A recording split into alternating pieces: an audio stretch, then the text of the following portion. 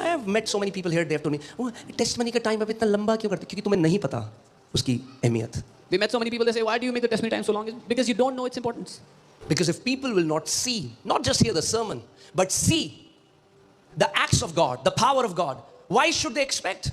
क्योंकि सिर्फ प्रचार सुनना ही काफी नहीं लोगों के लिए. अगर वो परमेश्वर की सामर्थ के कामों को देखेंगे नहीं, तो उससे किस बात की उम्मीद करेंगे?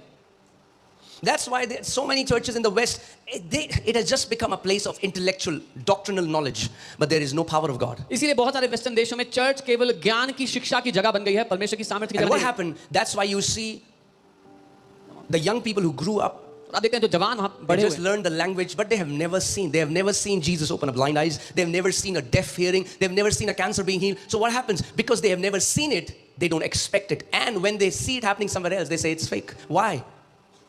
Because the church that they are planted in didn't give importance to testimonies. क्योंकि वो कलीसिया में बड़े तो हो गए, लेकिन ज्ञान पाने के बावजूद उन्होंने कभी भी अंधी आंखें खुलती नहीं देखी, किसी बहरे को सुनते हुए नहीं देखा, उन्होंने कोई कैंसर चंगा होते नहीं देखा. और जब वो कहीं किसी और कलीसिया में ऐसा होते हुए सुनते हैं, तो वो कहते हैं अरे वो तो झूठे हैं, बिकॉज़ उनके जीवन में कोई कारण नहीं है परमेश्वर पर विश्वास करने का इन कामों के लिए. Hear this. A church that testifies about the acts of God is a church where miracles will be multiplied.